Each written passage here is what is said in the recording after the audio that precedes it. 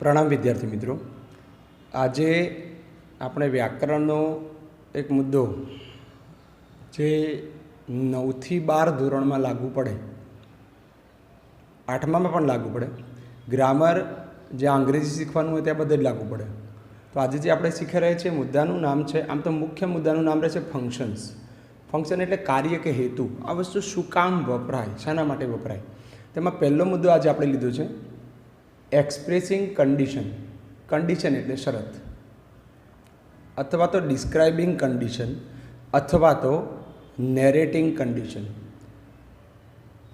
મારે તમને જે કહેવું છે પરીક્ષા પદ્ધતિ પ્રમાણે વાત કરું તો અડધું વાક્ય આપે, અડધું વાક્ય પૂર્ણ કરવાનું હોય, મતલબ કે complete the sentences as per function given in the bracket. કૌંસમાં આપેલા ફંક્શન પ્રમાણે વાક્ય પૂર્ણ કરો। અને જો કૌંસમાં એક ફંક્શન આ અપાયું હોય કન્ડિશન, તો કઈ રીતે પૂર્ણ કરવું? કન્ડિશન એટલે શરત। 8મા અને 9મા ધોરણથી આપણે શીખ્યા કે જ્યારે શરત દર્શાવી હોય એટલે ગુજરાતી લોકો કેવું બોલે, જો તું મને પૈસા આપે તો જ હું તને મદદ કરું। એટલે જો અને તોથી આપણે શરત રજૂ કરીએ છીએ હકારમાં। અને નકાર કહેવું હોય તો શું બોલીએ છીએ કે જો તું મારું આ કામ નહીં કરે તો હું તારું આ કામ નહીં કરું, હે ને? એટલે જો અને તો। હવે આ ભાષા શીખી રહ્યા છે આપણે અંગ્રેજી, તો અંગ્રેજીમાં જો અને તોને શું કહેવાય યાદ કરી લો। 9મા ધોરણમાં જ શીખ્યા હતા। જો અને તો શરત મૂકવી છે તો ઇફ શબ્દ વપરાય। કયો શબ્દ વપરાય? ઇફ। એમ રાઈટ? જ્યારે આપણે ઇફ શબ્દ વાપરીએ એટલે ઇફનું ગુજરાતી થઈ જાય જો અને તો। પહેલાં તો એક સમજી લઈએ કે ઇફ એ શું છે? ઇફ એક સંયોજક છે। શું છે? જે બે વાક્યોને જોડશે, પણ એનું કામ મૂળ શરત દર્શાવવા માટે જ હોય। તો જ્યારે ઇફથી આપણે વાક્ય બનાવવું હોય, કાળ તો શીખી ગયા છો એ માની જ લો, કારણ કે કાળ શીખ્યા વગર ક્લોઝિસ શીખાય નહીં। કાળ શીખી લીધો, હવે મારે ક્લોઝ શીખવું છે। ક્લોઝ એટલે ઉપવાક્ય, જેમાં એક વાક્ય ના હોય, બે વાક્યો હોય। હવે બે વાક્ય હોય, એક વાક્યમાં બે વાક્ય, એટલે એક વાક્ય મુખ્ય વાક્ય હોય, જ્યારે બીજું વાક્ય ગૌણ વાક્ય હોય। તો જે ગૌણ વાક્ય છે એને અંગ્રેજીમાં સબઓર્ડિનેટ ક્લોઝ કહેવાય, સબઓર્ડિનેટ ક્લોઝ। અને જે મુખ્ય વાક્ય છે એને પ્રિન્સિપાલ ક્લોઝ કહેવાય, જે મેં અહીંયા લખ્યું છે। સારું, હવે ઇફનું કામ શું છે? સંયોજક છે એટલે બે વાક્યોને જોડવાનું। હવે સંયોજકો ક્યાં આવે? આના માટે જો તમારે ડિટેલમાં શીખવું હોય તો મેં તમને કન્જંક્શન્સનો વિડીયો આપ્યો છે, ફરીથી જુઓ। તો ઇફ બે વાક્યોને જોડવા માટે બે વાક્યોની વચ્ચે આવી શકે અને વાક્યની શરૂઆતમાં પણ આવી શકે। ઓકે, તો ઇફની વાક્યરચના કેવી? ઇફ જે વાક્યમાં હોય એ વાક્યને ઉપવાક્ય કહેવાય, અને ઇફ સિવાયનું જે બીજું વાક્ય છે એને મુખ્ય વાક્ય કહેવાય, એટલે કે પ્રિન્સિપાલ ક્લોઝ। ફરીથી સમજી લઈએ તો વાક્ય એટલે શું? વાક્ય કરીએ છીએ આપણે, વાક્યને ઉપવાક્યને મુખ્ય વાક્ય। તો વાક્ય એટલે જેમાં એક કર્તા છે, એક ક્રિયાપદ છે, ઓછામાં ઓછા બે હોય એટલે એને વાક્ય કહેવાય।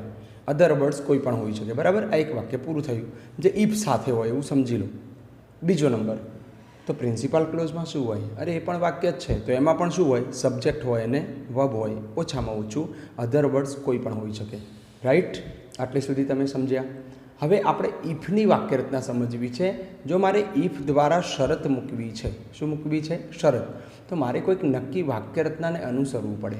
તો એ વાક્યરચના કેવી? એ વાક્યરચના હાલ આપણે જોઈએ। મારી પાસે આ વાક્યરચના લખી છે ટૂંકમાં। જો તમને કાળ આવડતા હશે તો ઓર મજા આવશે, સહેલાઈથી આવડી જશે। ઇફ જે વાક્યમાં હોય એમાં શરૂઆતના સ્ટેજ ઉપર સાદો વર્તમાન કાળનો ઉપયોગ કરતા શીખી જાઓ। કયો? સાદો વર્તમાન કાળ। આવડે છે તો સમજાશે, ના આવડે સાદો વર્તમાન કાળ તો એમ નહીં કહેવાનું કે મને ઇફવાળું ક્લોઝ આવડે છે, તો તમે ગપ્પા મારી રહ્યા છો। તમે એમ કહો કે મને એક્સપ્રેસિંગ કન્ડિશન આવડે છે અને એ વ્યક્તિ એમ કહેતું હોય કે મને સાદો વર્તમાન કાળ નથી આવડતો, તો એ આપણને ઉલ્લુ બનાવે છે। ઓકે, તો ઇફ સાથે હંમેશા ઇફવાળા ઉપવાક્યમાં સાદો વર્તમાન કાળ જ આવે, અને ઇફ સિવાયનું જે બીજું વાક્ય છે એમાં સાદો ભવિષ્યકાળ, ભૂતકાળના બોલતા સાદો ભવિષ્યકાળ મૂકી શકાય જરૂરિયાત પ્રમાણે। ફરીથી કહું છું, જરૂરિયાત પ્રમાણે। ફરીથી ઇફવાળા ઉપવાક્યમાં કયો કાળ વાપરવાનો છે? સાદો વર્તમાન કાળ। પણ મિત્રો એનું ગુજરાતી કરીશું ને તો એ સાદા ભવિષ્યકાળ જેવું થશે, સમજો? ઇફ સાથે અંગ્રેજીમાં લખાણ પ્રમાણે કયો કાળ વપરાશે? સાદો વર્તમાન કાળ। પણ એનું ટ્રાન્સલેશન કરવા જઈશું ને, ભાષાંતર, એટલે એ કયો થઈ જશે? ભવિષ્યકાળ જેવો। એનો ટેસ્ટ કરીએ કઈ રીતે થાય તો નીચે ઉદાહરણ છે, એક સમજીએ આપણે। ચલો, અહીંયા મેં એક ઉદાહરણ લખ્યું છે, ઇફ યુ સ્ટડી વેલ, હે ને? ગુજરાતી તો કરી શકશો। ઇફ યુ સ્ટડી વેલ, જો તમે સારી રીતે અભ્યાસ કરશો, આવું ગુજરાતી કરવાનું છે. ઇફ યુ, જો આ સબ્જેક્ટ, આ મૂળ ક્રિયાપદ તો સાદો વર્તમાનકાળ થઈ ગયો, પણ ગુજરાતી કેવું થાય છે? ઇફ લાગી જાય ને જોડે, જેવો સંગ એવો રંગ. ઇફ સાથે સાદો વર્તમાનકાળ આવી જાય ત્યારે એનું ગુજરાતી સાદા ભવિષ્યકાળ જેવું થાય છે. જો શરત દર્શાવે છે એટલા માટે, જો તમે સારી રીતે અભ્યાસ કરશો તો પરિણામ શું આવશે? આઈ વિલ ગાઈડ યુ, તો હું તમને માર્ગદર્શન આપીશ. શરત શું મૂકે છે? તું સારી રીતે અભ્યાસ કર તો હું તને માર્ગદર્શન આપું. આ એક શરત મૂકે છે. સમજાય છે? ઇફ વાક્યની શરૂઆતમાં છે. તમે આને ઉલટ સુલટ પણ કરી શકો છો. આ પાછળનું વાક્ય છે, સાદો ભવિષ્યકાળ દેખાય છે, શેલ વિલ પ્લસ મૂળ ક્રિયાપદ એટલે સાદો ભવિષ્યકાળ. ઇફવાળા વાક્યમાં ભલે ગુજરાતી ભવિષ્યકાળ જેવું થાય, પણ ઇફવાળા ઉપવાક્યમાં ક્યારેય શેલ વિલ મુકાય નહીં. ભલે ગુજરાતી ભવિષ્યકાળ જેવું થાય, શેલ વિલ મૂકવું નહીં. અને ઉલટ સુલટ કરીને બોલીએ, I will guide you if you study વેલ. ગુજરાતી તો એ જ થવાનું છે. હું તને માર્ગદર્શન આપું જો તું સારી રીતે અભ્યાસ કરે તો, અથવા તો જો તું સારી રીતે અભ્યાસ કરીશ તો હું તને માર્ગદર્શન આપીશ. ઓકે, આ વિલ એ શું છે? ભવિષ્યકાળ રજૂ કરે છે, સાચી વાત. પણ તમે ધારો તો બીજી દુનિયામાં મેં તમને મોડલ ઓક્ઝિલરીઝ પણ શીખવાડ્યા, તો મોડલ ઓક્ઝિલરી પણ છે શેલ વિલ. એવી રીતે તમે કોઈ પણ મોડલ ઓક્ઝિલરી વાપરી શકો, એવું નથી કે શેલ વિલ જ વાપરવું. બરાબર? તમે કેન, કુડ, શુડ, મસ્ટ, તમારા વાક્યના ભાવાર્થ પ્રમાણે જે મોડલ ઓક્ઝિલરી વાપરવું એ વાપરી શકો. બીજું ઉદાહરણ જોઈએ, ધ્યાનથી ઉદાહરણ જુઓ. ઇફ યુ રન્સ ફાસ્ટ, સાદો વર્તમાન ખ્યાલ છે ને અહીંયા. ઇફ યોગ, શબ્દ બદલી દઉં છું અહીંયા. ઇફ યોગ નામ લખી દઉં છું, કોઈક વ્યક્તિવાચક નામ. ઇફ યોગ રન્સ ફાસ્ટ, જો યોગ ઝડપી દોડશે તો you will get the bus. યોગના બદલે આપણે ત્યાં હી કરી દઈએ. યોગના માટે શું વાપરી શબ્દ અહીંયા? હી. હું થોડો બદલાવ કરું છું અહીંયા, તો he will get the bus. If યોગ રન્સ ફાસ્ટ, જો યોગ ઝડપી દોડશે, શરત આ મુકાઈ છે ઝડપી દોડવાની, તો પરિણામ શું મળશે? હી વિલ ગેટ ધ બસ. તો તેને બસ મળશે, બાકી બસ મળશે નહીં. એટલે એક કારણ છે, એક પરિણામ છે. સમજાય છે ને? એક કારણ છે, એક પરિણામ છે. ધ્યાનથી જોજો. સાદો વર્તમાનકાળ છે, ગુજરાતી ભવિષ્યકાળ જેવું થાય છે. ચલો ત્યારબાદ ત્રીજું ઉદાહરણ જોઈએ આપણે મિત્રો. If V study home, if V stay home, જો આપણે ઘરે રોકાશું, જો આપણે ઘરે રહીશું, જો આપણે ઘરે રોકાશું, વી વિલ બી સેફ, આપણે સલામત હોઈશું. જો આપણે ઘરે રોકાશું તો આપણે સલામત હોઈશું, નહીંતર બહાર નીકળ્યા તો કોરોના થયો જ છે. શરત છે ઇફ વી સ્ટે હોમ, જો આપણે ઘરે રહીશું, સાદો વર્તમાનકાળ પણ ગુજરાતી ભવિષ્યકાળ જેવું, વી વિલ બી સેફ, આપણે સલામત હોઈશું. બરાબર છે? આ ઇફના ઉદાહરણો આપણે જોયા. હવે ઇફથી આગળની વાત કરીએ તો ઇફના હકારના ઉદાહરણો જોયા. હવે ઇફના નકારના ઉદાહરણો જોઈએ. પહેલું ઉદાહરણ છે if he does not wear mask. Does એટલે સાદો વર્તમાનકાળ થયો. સાદા વર્તમાનકાળમાં નકાર અને પ્રશ્નાર્થમાં ડુ ડઝ વાપરવો પડે કરતા પ્રમાણે.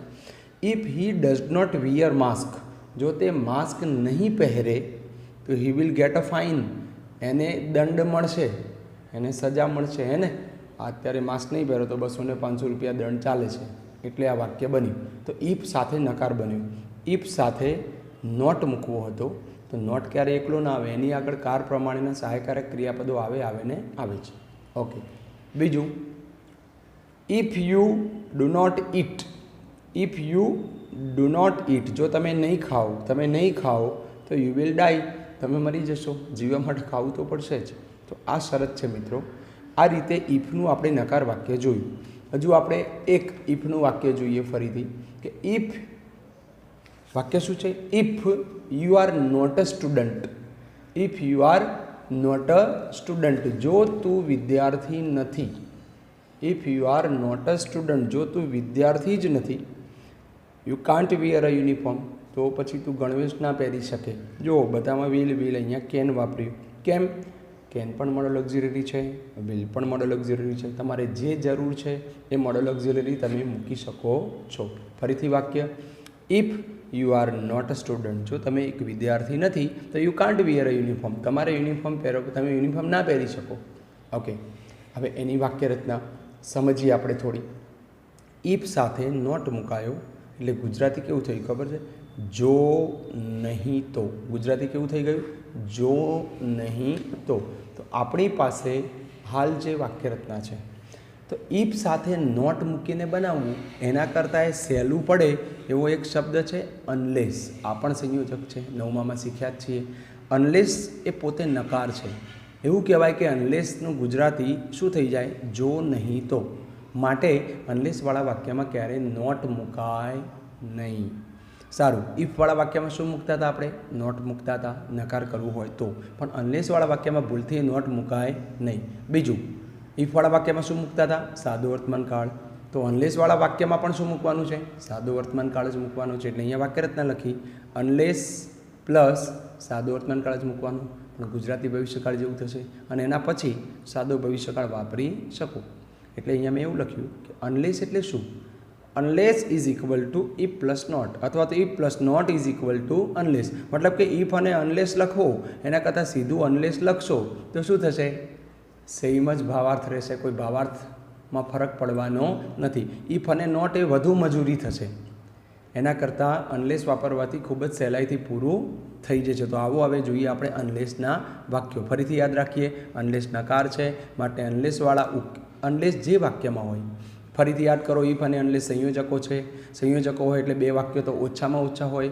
એટલે ઇફ અને અનલેસ જે વાક્યમાં હોય એ વાક્યમાં સાદો વર્તમાન કાળ જ હોય. અને ઇફ અને અનલેસ જે વાક્યમાં હોય એમાં અનલેસ જે વાક્યમાં હોય એમાં ચોક્કસ નોટ ક્યારેય મૂકી શકાય નહીં. ઉદાહરણ જોઈએ મિત્રો આપણે. If you do not run fast. Gujarati, જો તમે ઝડપી નહીં દોડો તો you will miss the bus, તમે બસ ચૂકી જશો. આમ નહીં કરો તો પરિણામ આવવાનું છે. ચલો, ઇફ અને નોટ હું કાઢી દઉં છું આ વાક્યમાંથી. એના બદલે શું મૂકી દઈશ? અનલેસ. એટલે ઇફ એ ગયો અને નોટ પણ ગયો, કારણ કે અનલેસવાળા વાક્યમાં નોટ મુકાય નહીં. અનલેસ યુ રન ફાસ્ટ, જો તું ઝડપી નહીં દોડે તો યુ વિલ મિસ ધ બસ, તું બસ ચૂકી જઈશ. મારો કહેવાનો મતલબ એ છે આ બંને વાક્યનું ગુજરાતી એક સરખો થાય, પણ એકમાં ઇફ અને નોટનો પ્રયોગ કર્યો છે, તો અનલેસ કહે છે ઇફ અને નોટ આ બેનો ઉપયોગ કરો, એના બદલે ફક્ત એકનો જ ઉપયોગ કરો. મારો કોનો? અનલેસ. ક્લિયર થાય છે કે શું થાય આમાં? ઓકે, ઇફ અને અનલેસ વાક્યની શરૂઆતમાં આવે, વચ્ચે આવે. તો જોઈએ, યુ વિલ ડાઈ, તું મરી જઈશ. Unless you take medicine. અનલેસનું ગુજરાતી શું કરીશું આપણે? જો નહીં તો. આમાં અનલેસ વચ્ચે છે, જુઓ. જો તું દવા નહીં લે તો તું મરી જઈશ. બરાબર છે? એટલે અનલેસ શરૂઆતમાં લાવી દઉં. ચલો, અનલેસ શરૂઆતમાં આવે એટલે એકલું અનલેસ આગળ ના આવે, અનલેસ જે વાક્યમાં છે આખું વાક્ય આગળ આવે. તો શું વાંચવાનું છે? અનલેસ યુ ટેક મેડિસિન, જો તું દવા નહીં લેતો યુ વિલ ડાઈ, તો મરી જઈશ. બીજું વાક્ય, વર્ક હાર્ડ. ચલો, એ જ સોરી અનલેસ જે વાક્યમાં છે એ જ વાક્યમાં આપણે ઇફ વાપરીએ તો શું થઈ જાય? યુ વિલ ડાઈ લખ્યું છે ને, યુ વિલ ડાઈ. અનલેસની જગ્યાએ શું મૂક્યો? ઇફ. હવે અનલેસ કાઢીએ ને તો અનલેસ નકાર છે, તો એનો ભાવાર્થ સાચવવા માટે પાછો નોટ મૂકવો પડે. તો ઇફ નોટ કરવું પડે. You will die if you do not take medicine. એટલે આ બંને વાક્યોનો ભાવાર્થ સરખો. હવે કયું? સ્માર્ટ લોકો અનલેસ વાપરે, હે ને, અને સ્માર્ટ વર્ક અનલેસ વાપરે, જ્યારે hard work if plus not વાપરે.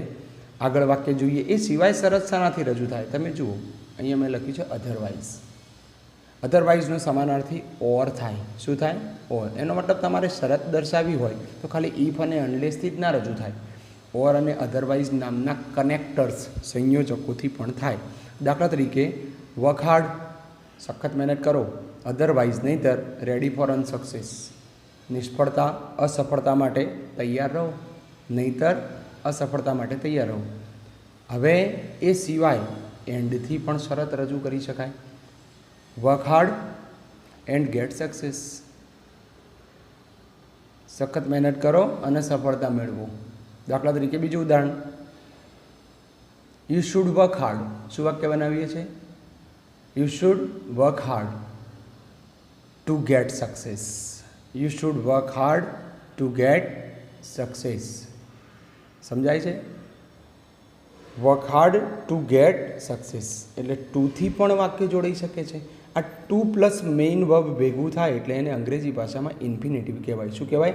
ઇન્ફિનિટિવ. ઇન્ફિનિટિવ એટલે ટુ પ્લસ મેઇન વર્બ, એનાથી પણ જોડી શકાય. એટલે એટલું યાદ રાખો આજે, to, and, or, otherwise, if અને અનલેસ આટલા સંયોજકોથી આપણે એડવર્બ ક્લોઝ ઓફ કન્ડિશન મતલબ કે એક્સપ્રેસિંગ કન્ડિશન નામનું વાક્ય બનાવી શકીએ. જો આપણને સ્વતંત્રતા આપવામાં આવે કે તમે એક એક્સપ્રેસિંગ કન્ડિશનનું વાક્ય રજૂ કરો તો તમે if, unless, or, otherwise, and કે ટુ એમાંથી કોઈ પણ દ્વારા બનાવી શકો. બરાબર છે? હજુ એક ઉદાહરણ જોઈએ. ઇફ યુ કમ ફોરવર્ડ, જો તું આગળ આવીશ કંઈક કામ કરવા માટે કે કંઈક તૈયારી બતાવીશ. ઇફ યુ કમ ફોરવર્ડ, તું તૈયારી બતાવીશ. આઈ મે હેલ્પ, હું તને મદદ કરું. મેં એમાં મે વાપર્યું. Shall, will, may, should, would, could, has to, have to. તમે કંઈ પણ મોડલ ઓક્ઝિલરી વાપરી શકો છો પણ વાક્યનો અર્થ નીકળવો જોઈએ. If you come forward, I may help you. Okay. બીજું, unless he pays to me. Unless સાદુર્થમન કાળ છે. Unless he pays to me, જો તે મને નહીં ચૂકવે તો, મતલબ પૈસા નહીં ચૂકવે તો, I can lead him to a court, હું એને કોર્ટમાં ઢસડી શકું, હું એને કોર્ટમાં લઈ જઈ શકું. મેં અહીંયા કેન વાપર્યું, મેં વાપર્યો, શેલ વિલ વાપર્યો. એટલે કે તમે સાદો ભવિષ્યકાળ, હું જે શબ્દ વાપરતો હતો ઇફ અનલેસ સાથે સાદો વર્તમાનકાળ ને પછીના વાક્યમાં સાદો ભવિષ્યકાળ. નહીં, સાદો ભવિષ્યકાળ એટલે શેલ વિલ જ નહીં, મોડલ ઓક્ઝિલરીઝ પણ વાપરી શકો છો. ઓકે મિત્રો, અહીંયા આપણે ઉદાહરણ સાથે ઇફ અને અનલેસના ઉદાહરણો પણ જોયા. અહીંયા આપણે જે શીખ્યા એનો સાર એ થયું કે ઇફ અને અનલેસ હોય એ વાક્યમાં, એ ઉપવાક્યમાં સાદો વર્તમાનકાળ જ વાપરવો, એનું ગુજરાતી ભવિષ્યકાળ જેવું થશે. છતાંય ઇફ અને અનલેસવાળા વાક્યમાં શેલ વિલ ક્યારેય મૂકવું નહીં, નહીંતર એ ગંભીર ભૂલ ગણાય. બીજા વાક્યમાં જે મુખ્ય વાક્ય છે પ્રિન્સિપાલ ક્લોઝ, એની અંદર તમે ભવિષ્યકાળ એટલે કે મોડલ ઓક્ઝિલરી કોઈ પણ વાપરી શકો છો. શેલ વિલ મોડલ ઓક્ઝિલરી છે. Can, could, should, would, must જે મોડલ ઓક્ઝિલરી યોગ્ય લાગે એ મૂકો. એની વાક્યરચના કેવી છે પાછળના વાક્યની? Subject, modal auxiliaries. નોટની જરૂર છે તો મૂકો, ફરજિયાત નથી. અને મેઇન વર્બ અને પછી અધર વર્ડ્સ. ઓકે. હવે અહીંયા આપણે એક ઉદાહરણ છેલ્લું છે એ જોઈએ કે if you want to be a doctor, જો તારે ડૉક્ટર બનવું છે, તારે ડૉક્ટર થવું છે, ડૉક્ટર બનવાની ઈચ્છા છે, તો યુ મસ્ટ મોડલ ઓક્ઝિલરી વાપરી. You must opt for science. Opt for એટલે શું? પસંદગી કરવી. You must opt for science, તારે સાયન્સની પસંદગી કરવી જોઈએ, કરવી જ પડે. જો ડૉક્ટર બનવું છે તો સાયન્સ સિવાય ઓપ્શન નથી. બરાબર છે? ઓકે મિત્રો, આજે આપણે જે શીખ્યા એ હતું એડવર્બ ક્લોઝ ઓફ કન્ડિશન, વ્યાકરણ, ઓરિજિનલ વ્યાકરણની ભાષામાં. પણ અત્યારની જે પરીક્ષા પદ્ધતિ બદલાઈ એમાં આને કહીશું આપણે એક્સપ્રેસિંગ કન્ડિશન. આઈ હોપ તમને ખબર પડી હશે. દરેક વિદ્યાર્થીએ if, unless, or, otherwise, and અને ટુ મેં દરેકના ઉદાહરણ આપ્યા છે. આ દરેકના કેટલા થયા? If, unless, or, otherwise, and અને ટુ 6 સંયોજકોનો ઉપયોગ થયો છે આ એક વાક્ય બનાવવા માટે. શરત દર્શક ક્રિયા વિશેષણ રૂપ ઉપવાક્ય બનાવવા માટે આટલા 6 સંયોજકોનો ઉપયોગ થયો છે. તો દરેક વિદ્યાર્થીએ ફરજિયાત એકના 5 ઉદાહરણ બનાવવા, એટલે 6 સંયોજકોના 6 પંચુ 30 વાક્યો થયા. દરેક વિદ્યાર્થીઓ આની નોંધ બનાવે. એક વ્યાકરણનો ચોપડો દરેકે ફરજિયાત બનાવવાનો છે. તમે આ જે ચોપડો બનાવશો એ શાળામાં સાઇન કરાશે. જ્યારે પણ સ્કૂલ ચાલુ થશે ત્યારે સાઇન થશે. અને સાઇન કરતી વખતે તમારે બાકી હશે તો તમે એ વખતે મૂંઝાશો કે આટલા બધા વિષયનું લેસન કઈ રીતે પૂરું કરવું. તો દરેક વિદ્યાર્થી ફરજિયાત આ જે કંઈ વ્યાકરણ ચલાવ્યું છે મેં એ વિડીયોમાંથી જોઈ અને સરસ નોંધ બનાવે અને એ વિષયનો જે તે ધોરણનો ચોપડો બનાવવાનો છે. નવા વિડીયો સાથે મળીશું. ત્યાં સુધી થેન્ક યુ. પ્રણામ.